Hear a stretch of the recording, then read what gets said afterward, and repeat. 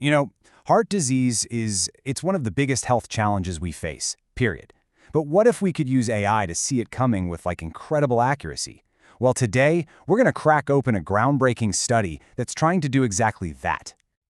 All right, I want to start with just one number that really puts this whole thing into perspective.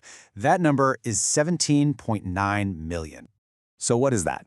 Well, according to the World Health Organization, that's how many people die from cardiovascular diseases every single year. I mean, that's a staggering 32% of all deaths on the planet, making it the world's #1 killer. And that brings us to a really critical question. So, can we predict who's most at risk before it's too late? I mean, this is the question that's been driving medical research for decades. But today, we're looking at a brand new answer. One that wasn't found in a test tube, but was actually hidden inside just massive amounts of data. All right, so let's get into it. Heart disease is often called the silent killer. And to really get the solution here, we first have to understand why predicting it is so vital, but also why it's been so darn difficult.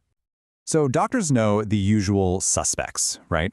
High blood pressure, not moving around enough, stress, blood sugar, the list goes on. The real problem, though, is figuring out that exact, unique combination of factors that flips the switch for any single person. It's like a giant, super complex puzzle with millions of pieces. And the tools we've had, things like angiography, they work, but they're expensive, they can be invasive, and they even come with their own risks. So what we really need is a better way, something safer, cheaper, and something we can use to screen a lot of people. And that, of course, is where technology comes into the picture. Now, for a long time, AI has seemed like the perfect solution for this. But it turns out it's had this one major blind spot, a fundamental flaw that's been holding it back. So let's talk about machine learning for a sec. The whole idea is pretty simple, but really powerful. You basically feed an AI just tons and tons of patient records, and it starts to learn. It finds these subtle, hidden patterns that come before heart disease. We're talking about patterns that even a really experienced doctor might just not see. But here's the catch. The big problem has always been the data. See, most of these AI models were trained on pretty small, uniform data sets. Less than 5,000 records, everyone kind of looks the same. So they work great in the lab, but when you take them out into the messy, diverse, real world, their predictions just fall apart. They're not robust enough. And this is where the study we're looking at today gets really clever.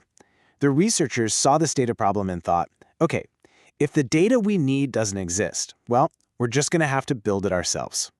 And what they did was really ambitious. They took two of the largest public health data sets out there and merged them. So you've got this clinical data set with 70,000 patients, and they fused it with a massive survey-based data set. What they ended up with was this enormous, incredibly diverse pool of over 311,000 individual health records. I mean, that is an absolute game changer for training an AI. Of course, you can't just throw all that data into a blender. They had to be super meticulous. They followed this four-step pipeline. First, they integrated the two data sets. Then they harmonized the key features, things like age, BMI, cholesterol, to make sure they were speaking the same language.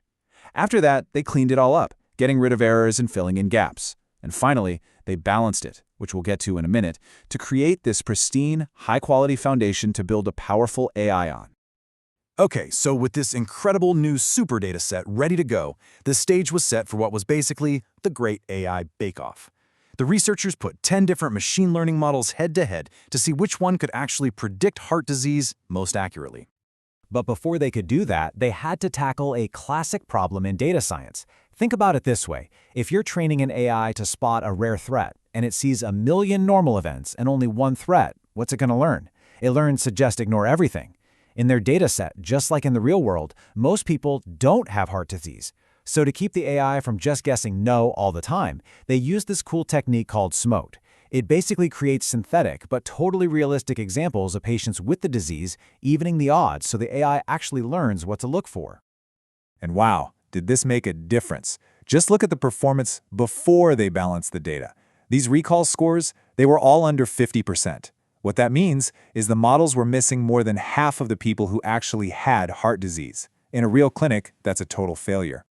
But now, look what happens after they balance the data using SMOTE. The recall, the ability of these models to find the positive cases, it just skyrocketed. For some of them, it more than doubled. This is a huge, huge leap in what's possible for diagnosis. Right, so this massive improvement didn't just make the models better, it also revealed a clear winner. Among all 10 of those competing AIs, a new champion of heart disease prediction emerged. And that score is 94.4%. That was the final prediction score that the top-performing model achieved. The algorithm is called CapBoost. And listen, this wasn't just about one fancy number. CapBoost was the winner across the board.